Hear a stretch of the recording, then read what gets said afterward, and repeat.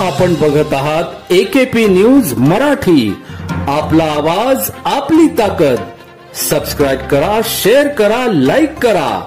AKP news Marathi. Saptashrungi गडावर चैत्र उत्सवाच्या 5व्या दिवशी आदी मायेच्या चरणी नतमस्तक होण्यासाठी भाविकांची मोठी गर्दी उसळली होती.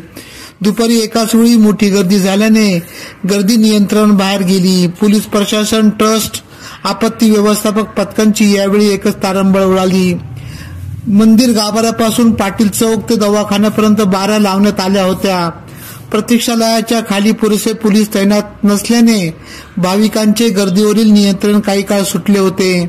काही ठिकाणी जुने बॅरिकेड्स लावल्याने तसेच एकमेकांना व्यवस्थितपणे बांधलेले नसल्याने बॅरिकेड गर्दीच्या रेट्यामुळे सरकू लागले. बॅरिकेड जागेवर राहण्यासाठी कर्मचाऱ्यांनी बॅरिकेड करून खाली पडू नये म्हणून एका बाजूने लोटून धरल्याने व बारीवरील नियंत्रण सुटल्याने एकच गर्दी निर्माण झाली.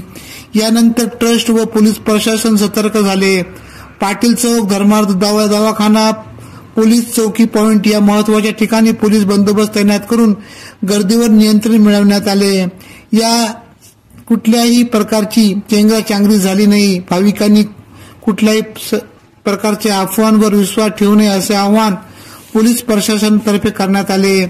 ट्रस्टचे व्यवस्थापक सुदर्शन दहातोंडे, कार्यकारी अधिकारी भगवान नेरकर, जनसंपर्क अधिकारी भिकन वाबळे, कार्यालयीन अधीक्षक प्रकाश जोशी, आपत्ती व्यवस्थापकांचे पथक प्रमुख संकेत नेवेकर, मंगेश केदारे, महाराष्ट्र सुरक्षा बल कर्मचारी, ट्रस्टचे कर्मचारी, ग्रामसेवक संजय देवरे, उपसरपंच संदीप बेनके, सदस्य राजेश गवळी, व्यापारी संघटनेचे अध्यक्ष अजय दुबे, सामाजिक कार्यकर्ते विवेक बेनके, शांताराम गवळी आदींनी मदतीसाठी धाव घेत गर्दी नियंत्रणात आणली.